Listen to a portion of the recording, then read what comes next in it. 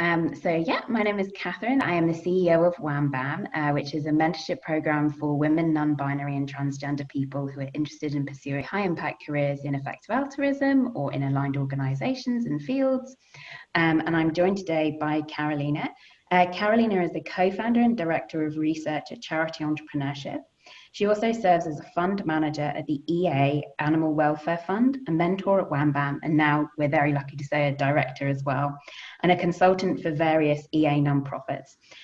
So Charity Entrepreneurship is an organization that I very frequently recommend to anybody who will listen because they just have an absolutely incredible incubation program.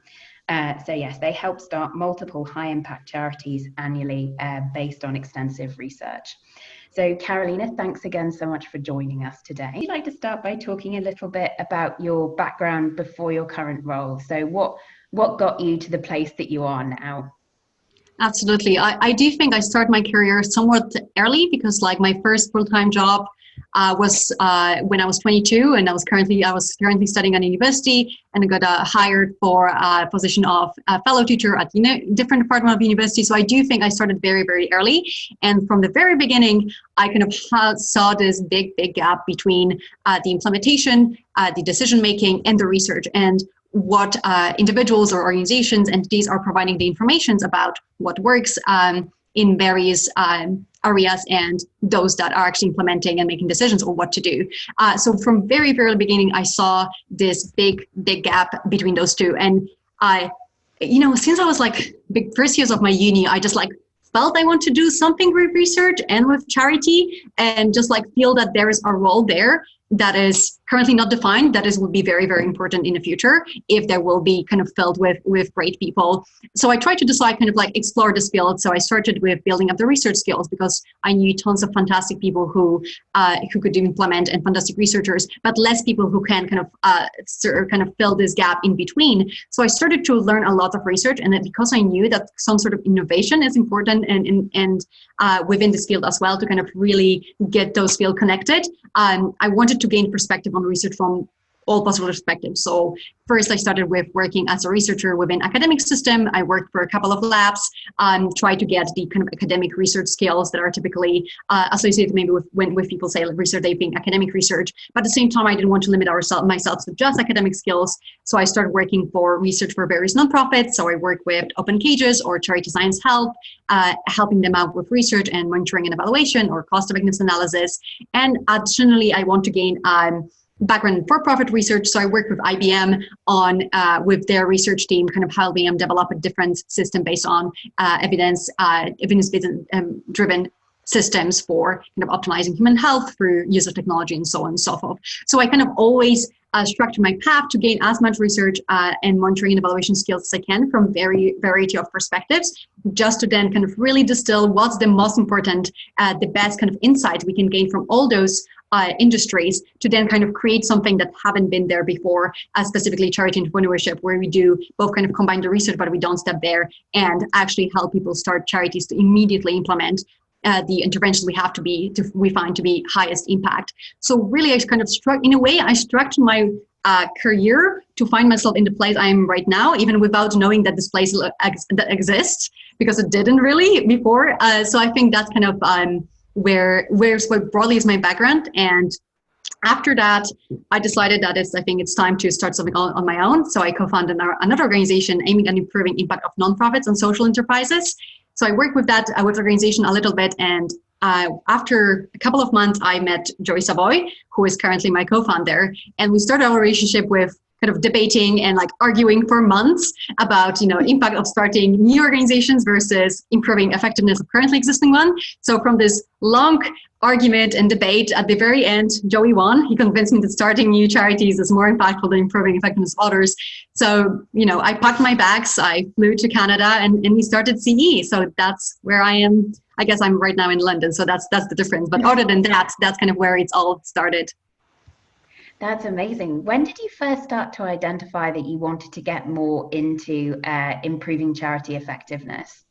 So I do think it was the moment I saw a charity word and like all the kind of in optimal kind of all the greatness that charity word is providing us. Of course, without that, so many people and other and animals wouldn't be receiving the service and that they need. So I do think the function of charity word was very, very crucial within, our complex word. And the only optimal aspect of that was that not always it was the choices of interventions or work to work on was driven with evidence or cost effectiveness in mind. So kind of knowing that there is this amazing system that is already existent and helping many people, by slightly improving that system, even if you improve it by 10%, the value of that could be really, really high. So I think like the moment I kind of encountered the charity word, that kind of was immediately apparent. Fantastic. Yeah. Interestingly enough, I had a similar experience in women's human rights. So I worked in women's human rights for 4 years, actually, before getting involved in effective altruism, and was always struck by how some of these organizations were doing incredible work, but how I thought if they could improve efficiency just a little, you could effectively have a huge impact. Yeah. So what does charity entrepreneurship do for people who aren't particularly familiar? Absolutely. So Charity Entrepreneurship is a research and incubation program where we first kind of identify key causes to work on each year and try to find the best, highest impact opportunities for new charities to be started in a given cause. And then we run an incubation program where we get really amazing people, combine them with fantastic ideas that we previously have identified, and really create and help them develop skills to start their own charities. So at the very end of each year, kind of each CE year, we do have a couple of charities getting started as a result of our work. So we both kind of focus on research, but primarily our primary goal and mission is to bring more high impact charities to the world. That's fantastic. So without deviating too much from establishing the scene a little bit, can you tell me a bit about the conversation that you and Joey Savoy had? So what really changed your mind about starting versus improving the efficiency of existing programs? Yeah, so I think kind of like the key, we already agree on many aspects, like kind of we agree on the value of charities existing in the world. We agree on the values of new charities existing in the world, how very often there is the word of evidence is moving faster than sometimes organization can catch up with all the priorities and planning. So we kind of already knew that new charities coming to the field, implementing the intervention that have been determined by the least most recent evidence as the best one is important aspect of kind of the whole area.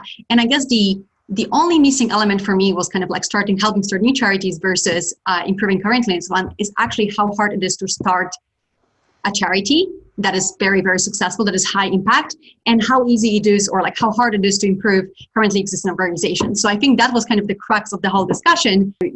We already had behind us, exchanging messages with expected value calculations, all of that and then the moment we kind of just jumped into what is the actual likelihood that if you do start charities with the support, you are going to be one of the most impactful charities. That's a very bold claim to make that it's possible. Mm-hmm. But at the same time, like the track record shows that it is possible. Every charity that is right now successful have been started small, started by people who were driven by that. So right now when I see, and over time I've been kind of just like updating stronger and stronger that it's easier to start high impact charity. Of course, it's still not super easy, but the chances are higher than expected. And it's harder to change organizations that are already kind of established and already in the field. And sometimes it's just not worth changing them. Even if, for example, problem is not the most optimal one. Sometimes like the cost of the change would be that big. It's just not worth switching for a different intervention. So I think kind of the combination of those arguments kind of slowly updated me toward starting new charity. And I guess I always in my career or any substantial decisions I'm making, I try to kind of set up the reevaluation points where I reevaluate every big decision every couple of years. And the first evaluation point was kind of have the charities that we started with during the past through the program achieve some success. And over time, I've been seeing more and more evidence that they're doing better than I expected. Right now, for example, Fortify Health has GiveWell recently claimed that they put 25% chance that they are going to become top giver charity, and I'm extremely proud of them. And I think those sort of information kind of updates me that it is possible to do it, and that's what I want to commit myself to. That's fantastic.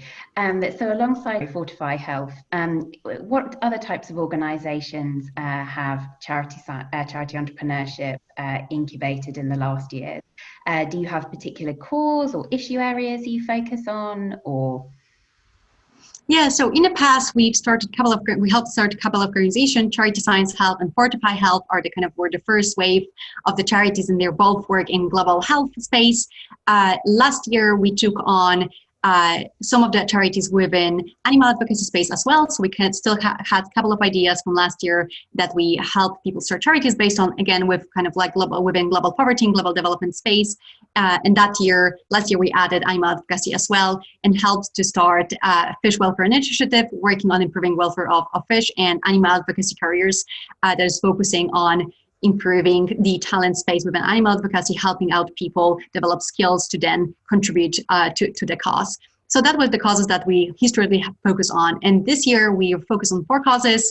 It's global health and specifically animal advocacy. Again, this year, instead of straight focusing on direct organization within global poverty and international development, we focus on policy and development, health and development policies, charities, and additionally, we focus on family planning organizations. And on top of that, we added mental health and happiness as our cause focus for this year. What will future years bring? We'll see. That is constantly process of evaluation where we can contribute the most.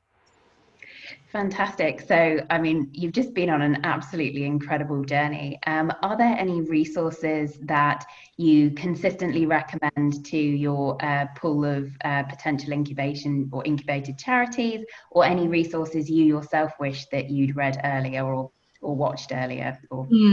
Absolutely. I definitely do think there's I would say I was always a book nerd. I always like books and read, I think, all books on the topic that are possible. But something that I have neglected is actually Give Well blog post. I really wish I read it all from the very beginning to the end very early on my career. I think that's what the Give Well thinking of to approach to charity really shaped my thinking, and I really wish I read it earlier.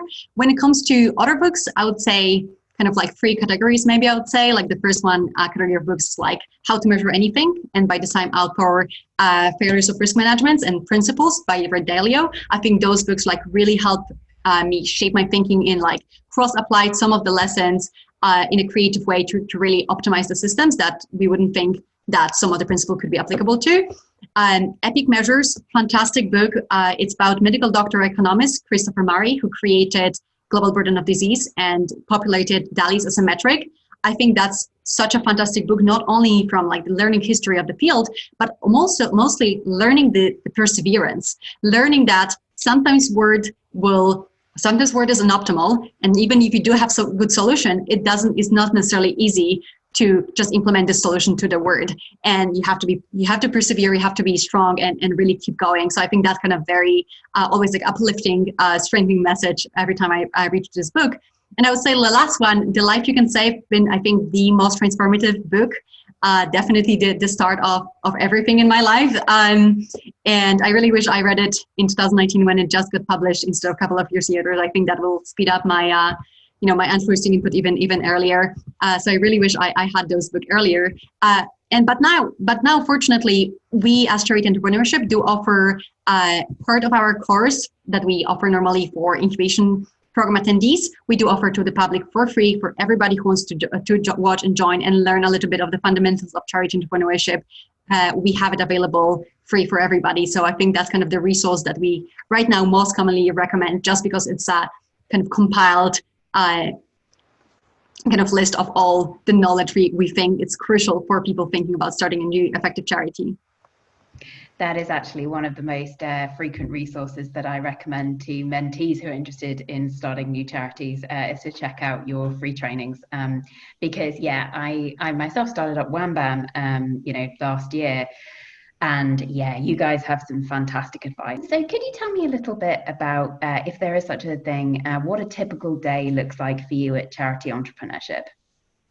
Well, so I think the moment you yourself know best, Catherine, but the moment you're, co-founder or co-executive, you just basically do everything a little bit. So if my day was just structured, I wake up, I go to my computer, do some desktop research, and I'm done. That would be very simple, but definitely that's not the truth. I think like my day mostly consists of weird mixture of planning, thinking about long future strategizing, and kind of very day-to-day management.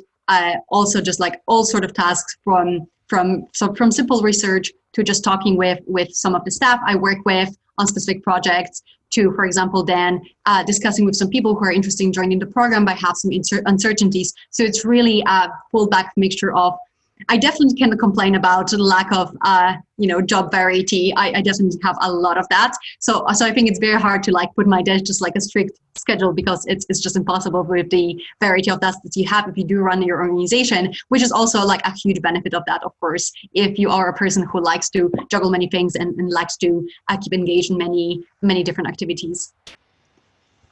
Fantastic. Yes. So what are some things that you find like particularly inspiring, both in your role, but also potentially if somebody was thinking about starting up your own organization or their own organization? Yeah, I definitely think something that is most inspiring to me, and just, I cannot even describe how motivated and proud and optimistic I feel every time I see people who thought that they cannot do it, or I see people who thought they are not good enough actually getting the courage and starting something on their own, even though it's challenging, even though it's scary, them taking on this challenge and then succeeding. And that's one of the most powerful things that I can see. So really just remembering, talking with some people who I talked with before the program and said like they really don't know, like they think they cannot do it, and just really seeing them doing amazing work. It's just most inspiring thing, both for myself to kind of keep going, but also just overall seeing the strength of people. And that's always that kind of like the people is the primary source of inspiration for me. Mm-hmm.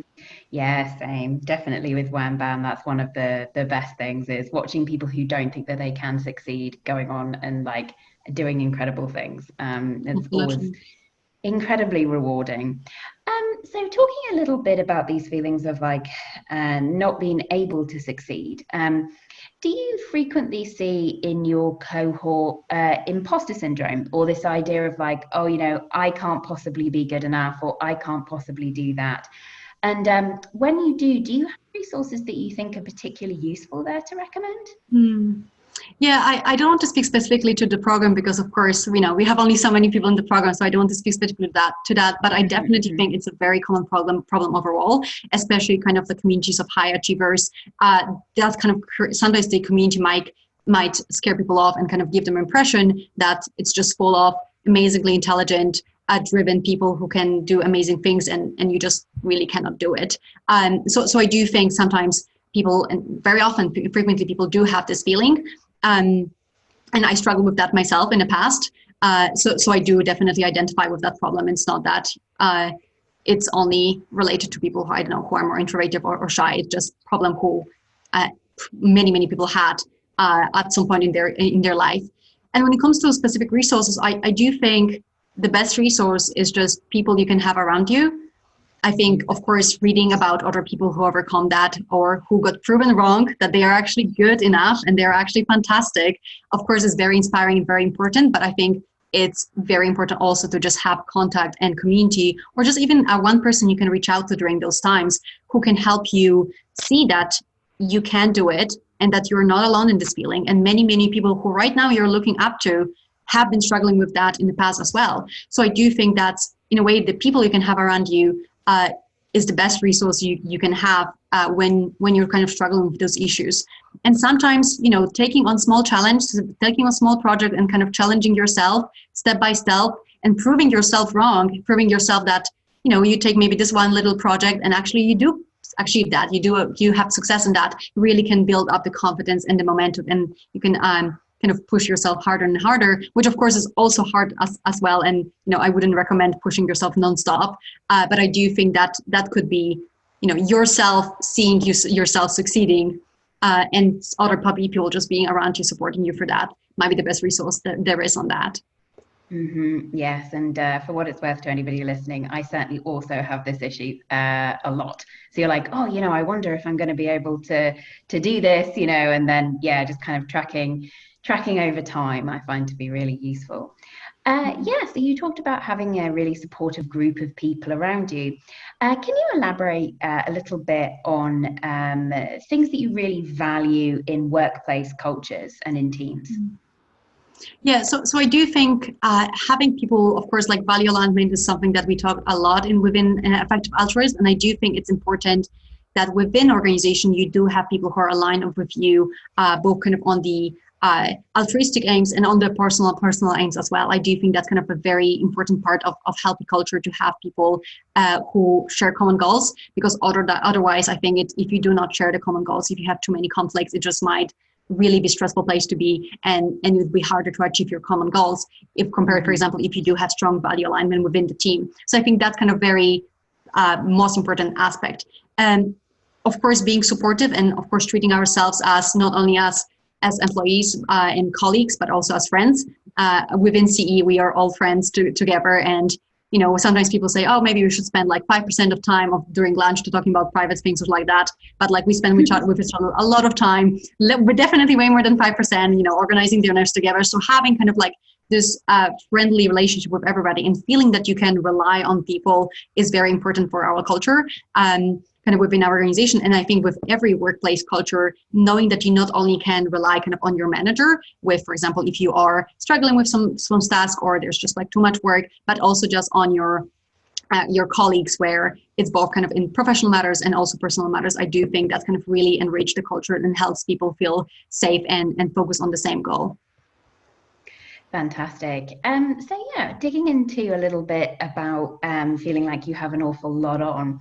As an entrepreneur, how do you manage multiple tasks at the same time effectively? Because you talked earlier, and this is something that I really empathize with enormously, which is you just have so many balls in the air, and you're juggling a lot all of the time. How do you go about exercising really effective prioritization with the tasks that you pursue? Absolutely. So I think like the first, almost like the easiest and the hardest way to kind of manage that is just build a team. There's no better way to manage tasks than to just like having people you trust that you can just give a whole department to, and they will be the people who will be juggling that department, and you can juggle then in the meantime other things. So I think that's kind of like the fundamental, the most effective way to kind of like manage the task. But then when it comes to what is within my responsibilities, I do have, if I show, maybe I can share it afterwards with all the participants, because I do have like rather complex system for task prioritization, and it's just like big graph with all the arrows and all of that. But basically the principles of that is just I always try to think, first of all, list all the tasks I have, try to ask myself is like, what of those tasks really have to be done and what can be dropped, and then try to immediately drop the tasks that can be dropped. And then even from the tasks that cannot be dropped, I ask myself, what would be the consequence if I do drop it? And then reevaluating, is it really that important? And then trying to kind of like focus it on kind of process them, kind of decide when they have to be done, how they have to be done, by whom they have to be done. So I always kind of have it line up, and I know that I don't have to plan day by day, just because I have a list of tasks that are waiting for me every day in the morning. But I do think the most effective way outside of building the team to manage the task is just very good planning from the very beginning. So if you do know that you're going to run a project for a year, starting up with the biggest goal you have, the biggest achievement, and the biggest objective you want to achieve, and specific key results you want to have within that achievement. And then planning the years of your year according to the biggest priorities, and really sticking to the plan, because I do think that's the hardest thing. Like, it's easy to add up tasks or easy to add a project on the side if you are continuing, because you might feel that, oh, I have like enough time this week, so maybe I can just engage in this project, but really it will catch up to you. So I think making a plan at the beginning of the year, planning for the quarterly, then monthly, then weekly, and then daily, and then actually sticking to the plan and only making an exception for very important things. I think that's the key to not getting overwhelmed, and actually to have like the highest impact with your work as well, just because to kind of avoid the project creep where you start focusing on too many things that are not bringing as much impact as you would like to have. Fantastic, thank you. Okay, so moving on to talk a little bit about effective altruism. So when did you find out about effective altruism? Like, did you have a particular like aha moment where you're like, oh, this is something that really resonates to me? And if so, when was that, and what exactly kind of brought you into being interested in EA? Yeah, so I think I always had like a EA thinking in mind, even as a young child. I remember first time I told my mom that hey mom, I'm just involved in this effective altruism thing. I do this and that. Here what we care about and how we do it and why. She told me that as a young child, I told her, like I used to come, like, I was like 10, 12 or something, but I used to come to her with those, now I would call them thought experiments. Before that, my mom called it weird questions. Out of nowhere. So for example, she told me that once I came to her and said like, hey mom, like imagine that you have these weird scenarios where you're walking on the middle of the road and on the left sidewalk, you see like a hurt human, like you see that they need help. And you obviously have to call somebody, call an ambulance, something is not right and you need to help them. And on the left side of the sidewalk, you see a harmed horse. You see an animal that also clearly needs help and needs assistance.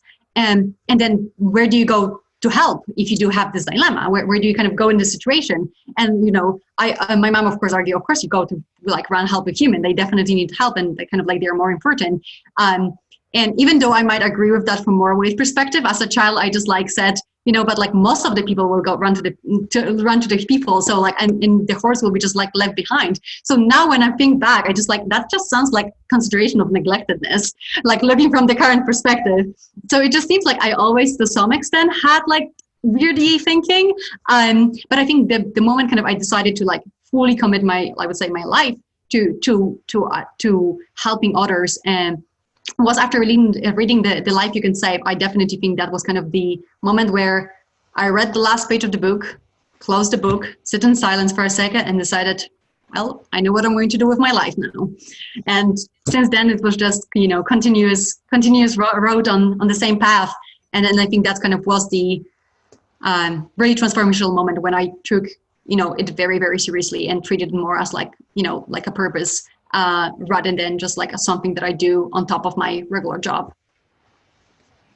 That's excellent. Yeah, I work with the Life You Can Save. And so it is always amazing when you hear about people who are like inspired by the work of Peter Singer and how they get involved.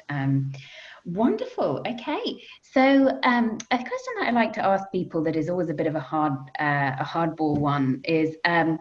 So with regards to EA, and I like to reflect on this quite a bit, in the next 10 years, what would we want to ideally see effective altruism achieve? And on the flip side of that, or perhaps even longer than 10 years, if you're looking at 10 years, 20 years, 50 years, and if EA doesn't go on and achieve that, what do you think could be some potential challenges or pitfalls for why that hasn't happened?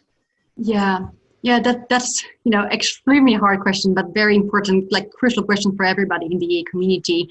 I would say I really would like to see EA to be a community that really is open for kind of like searching for this cause X, the cause that could be really more important than any other cause that we kind of might have thought about before, and be the space to be open for new causes, new ideas to thrive, and not be just and be open to new ideas and considering new ideas and really putting some resources even in some of the ideas, even though they might not kind of fall within the already established EA causes. I think like mental health and happiness might be one of those causes where there's still not that established. And I do think there is really huge potential of having enormous impact if we do kind of invest more in thinking from kind of subjective well-being perspective. I do think it would really revolutionize the way we do charity and how we think about cause prioritization. So having EA that is open space for new ideas to thrive, for new organization to thrive, to try out things, even though they might be risky, even though there's already some established standards or established opinions about going topic, being able to kind of like revisit them, reevaluate it, and see it again. That's what I would like to EA to be, and what I think it still is, and I really hope it will be and will remain that in the future as well.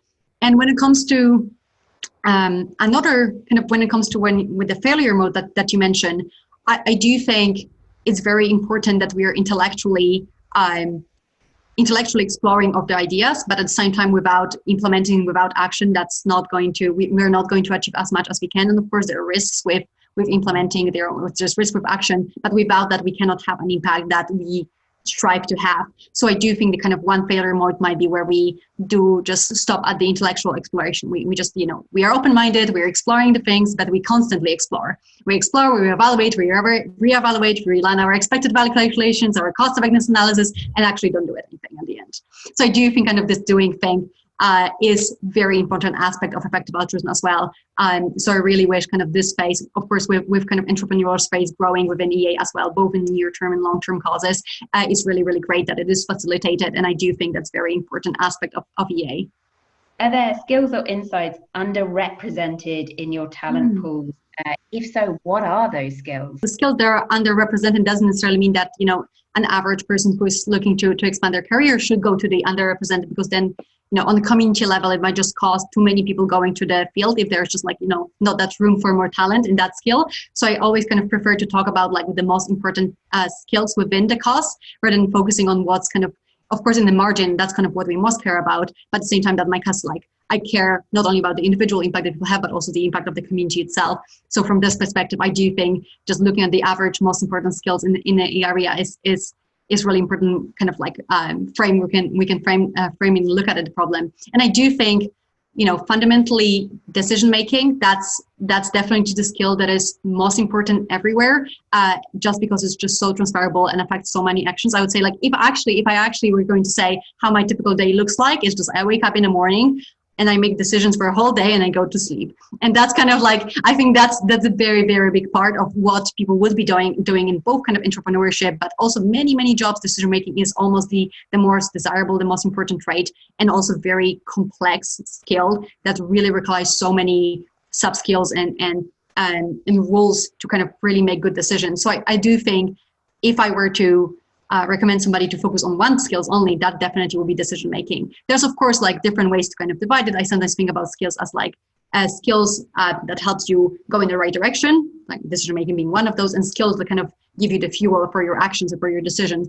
And there's many skills kind of within those two categories. But I do think if I were to select one, decision making would be a single most important one. Yes, fantastic. Have you ever come across any resources or ways in which to train yourself to make really good decisions? Yeah, so there are a couple of resources. There are many, many resources actually. And I think I will send it to you, a couple of them after our meeting here, so everybody can look it up. And I do think one on top of the resources that kind of teach you different for example, problem solving techniques, or enables you kind of remember to always take a multiple perspective and evaluate problem with multiple criteria at the same time. There are kind of a couple of rules that some of the resources can teach you, but I do think one thing that is less common, kind of resources that I typically would recommend for this is just try to evaluate empirically your outcomes of your decisions.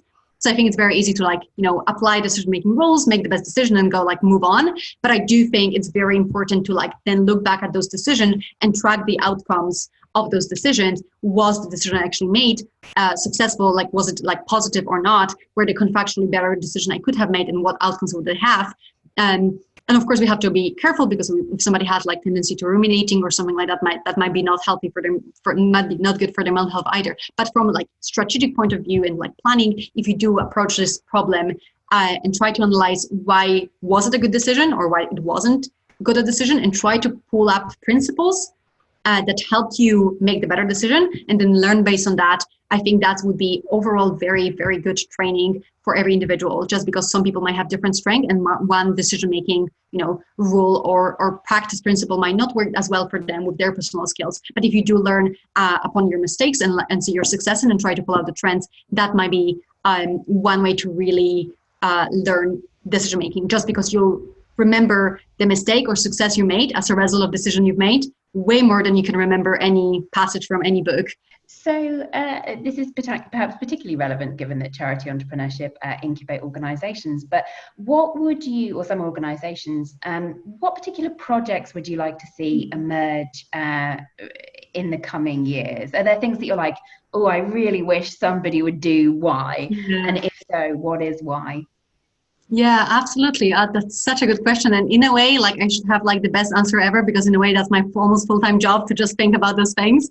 And there's many, many fantastic charities and projects I want to see started, and will be, from CE perspective, from the causes we explored, I'll be extremely excited to publish. We'll be publishing those very, very soon, in 2 weeks, I think. We'll have full recommendations for this year. So that'll be the perfect answer for this question.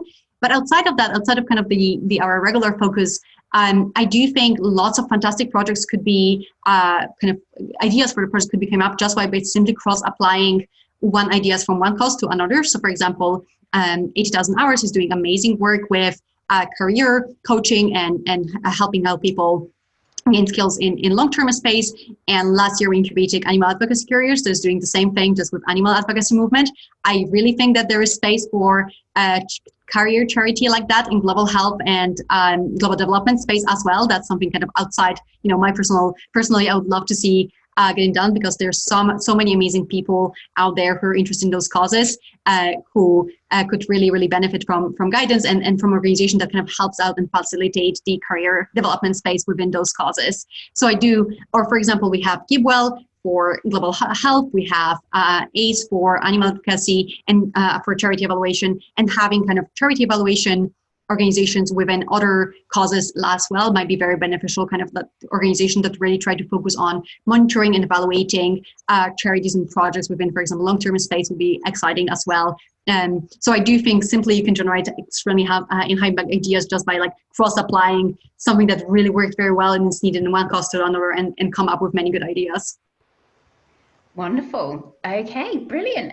Moving on to the sheet of questions. And thank you everybody so much for submitting them. From the organizations you have worked at, specifically in research, did you observe some patterns that were surprising to you? Yeah, I wonder. Yeah, that were surprising. I do think, so. Maybe like one of the surprises that we have with kind of more starting charities is like number 2 for people working together as co-founders just seems to be like optimal number. That was kind of quite surprising to me, and we thought that I thought that sometimes maybe more people is better, especially kind of if they have complementary skills and they could really create like a team that is have like the full skill set that they need for a given organization or something like that. But that haven't worked as well as, for example, just like 2 people team. There seems to be just like the social dynamics and decision-making dynamics happening there that really enables this organization to thrive and move right faster. So neither one person solo working on an organization nor for kind of more than 2 people very optimal. And the 2 seems to be just like magical number for that. So I definitely think for anybody who is thinking about starting something on their own, either small project or big organizations, having somebody who can, we can rely on and work with is very important part of that. And I do think, part of the importance of the incubation program we run with CE is finding their compatible co-founder you can run organizations with. So I guess that kind of was surprising. I wouldn't have guessed that like 2 seems to be like such important number that could predict success of some of our organizations. So I do think that was surprising. Yeah, and I think that's kind of what was the biggest surprise for me, how quickly we can see the results of their work.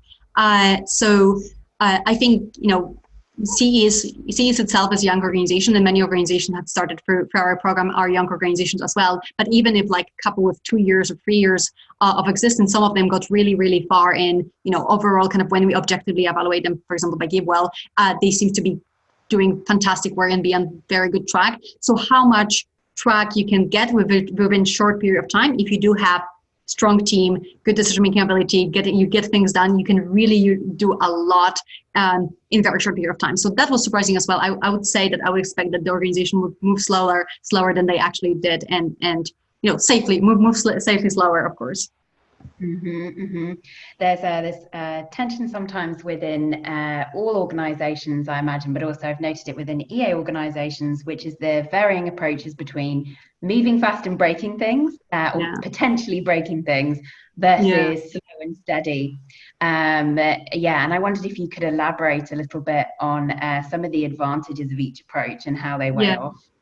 And I think the biggest trick is like when both of those approaches meet in one charity. If one person is, have one approach, other person has the other approach, that really might not be good fit for a charity. But when it comes to both advantages of both, I do think, I think some of the, that might depend on multiple factors. So both kind of on the cause they're working in, if the cause is more risky, if they're kind of operating within more space where if they make a mistake, they might kind of lock in the unfortunate situation. For example, some of the policy charities might have this problem where if they do start like building relationship and try to get one of the policy established, if they will fail because they move too quickly, weren't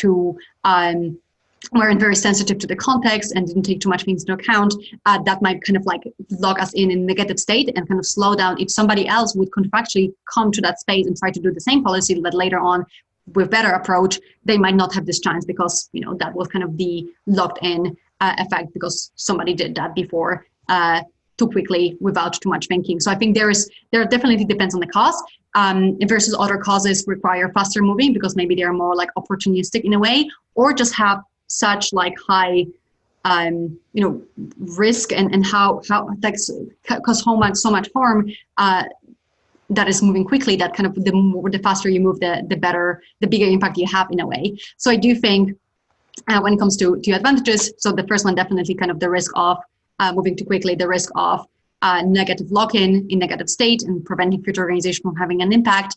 And the benefit of moving quickly, I would say, is that you just can prove very quickly that you can get things done. I do think with small organizations and startups, usually people would like proof of your capacity to execute idea very well quickly just before deciding if they should fund you or support you with other way. So I think like if you do move faster and achieve success and early on, you just build very strong track record and people just start trusting you, and then enables you to build in the future. And maybe kind of like if you do take a like more risky project, kind of give you time to move a little bit slower and more carefully. So I do think kind of like being able to establish the track record very quickly is definitely a benefit. Mm-hmm. Interestingly enough, that was one of the things that made me most nervous starting WANBAM, which was, oh my goodness, if I go in and do this and then I mess it up totally. yeah. Potentially from doing it in the future. So yeah, that was definitely some serious internal math going on there. Absolutely. Yeah. Okay, so there's a question here that I think is brilliant. So this is actually something that certainly I myself really debated and dealt with, particularly as a younger person. So there is the fear around starting a charity without a steady income. So starting charities is, obviously potentially really risky. So what advice would you give to someone who is currently earning a salary but is contemplating starting a charity? And then it says, ideally through charity entrepreneurship. Yeah, absolutely. I think that's kind of one of the most common concerns that people have about starting the charities, just like if it's going to be sustainable, if it's not too risky from kind of personal perspective, and if we do have kind of guaranteed a steady income. And I do think income is a very important part. And of course, we do recommend people work full-time. And at the very beginning, we know that's very important aspect for many people and maybe a barrier for starting charity. So as CE, we do provide seed grants for people starting new projects. So, this year we provide grants up to $100,000 for per organization to kind of provide this early startup for them to develop, establish the track record, have some impact at the beginning, and then reach out to other funders to provide kind of more long-term funding for the organization. So we try to kind of reduce this uncertainty or uncomfortability with kind of perception of lack of steady income at the beginning of that. So I do think seed grants play a big role in there. When it comes kind of long-term from that perspective, I do think there's just so many safety nets people can have. And I think, very often our income is just one of the assets that we have that are kind of going to secure us in the future. But I think people who tend to start charities and are successful at that, or even just people who, go for a program, those are extremely talented, skilled people who, even if they will maybe fail with the charity, and they won't be able to fundraise, for example, they're so skilled, they're so talented that they wouldn't have any problems with getting alternative jobs immediately after, shutting down their charities. So at the same time, I do think just your skills and your talent is in a way the biggest safety net you can have, probably bigger safety net that current savings in a bank account that you have. And I do just believe that people who do start, who are talented to start charities, also are talented to just get a very good job afterwards as well, especially that you do gain a lot of skills as you're running your charity that are very valuable on the market. So I do think that's kind of another way to kind of feel and actually be more secure when you're kind of thinking about, am I going to fundraise enough to have a steady income? So I do think, it's just maybe a stereotype that, charity entrepreneurs are just like young people just after the university with no obligations, but that is definitely not true. With our program, we have people with families, with children who are able to make it on kind of like to charity salary, and that's kind of enough and provide steady, comfortable income for them. How do we make sure that this research actually translates into policy change or are adopted by the attended user? Yeah, absolutely. I think that's a fantastic question, and like a question that I think really leads to my whole career. So I think that was the first question I asked myself that really shaped how I structured my career and where I am right now. And I do think with we design CE with the thought of the importance of translating the research into action. And we kind of like our fear of change relies on simply after the moment the research is done, there is immediately a charity that got started based on that. So there we try to not even have a gap in between because the idea might just resolve in something and disappear from the picture. So we try to immediately implement the research into charities. We don't have, of course, control over other actors in the field. That's kind of not within the theory of change that we have, that we build. There's many people who do use research and our research to change policy decisions or change their actions in one way or the other. But that's kind of not what we see the biggest impact. So even if nobody externally would use research to kind of change their decision, the research will still have impact because without that research, the charities wouldn't exist. Mm-hmm. So we almost never recommend charities that are not, I think we had only one exception of the charity that we haven't researched very deeply in before. So all the research that we do is immediately applied in the form of charities getting started. So I think that kind of gives us immediate certainty that the research will be applied, because I do think that's overall a very big problem. And there are some ways to kind of design research agendas that will enable you to immediately apply it to for decisions. So if, for example, if you do make a structural research agenda where you first consult all relevant actors on what questions they need in order to change their decisions about, for example, a resource allocation, and then you design your research agenda according to how important X given research question is for the biggest most important decision makers in a space, and then you kind of design your research agenda based on the importance it's going to have directly for the decision makers you try to work with and help with those decisions. That's kind of one way to ensure that the research is very structured and directed at the problems they're trying to solve and actual questions that they have. They're going to change how they make decisions and where they allocate their resources. So I think there are some ways to kind of design that. Fantastic. Okay. And then finally, what advice would you give your younger self?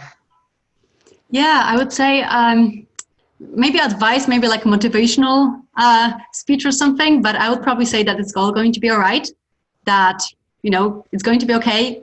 Taking risks is scary. Uncertainty, it's really hard to operate within.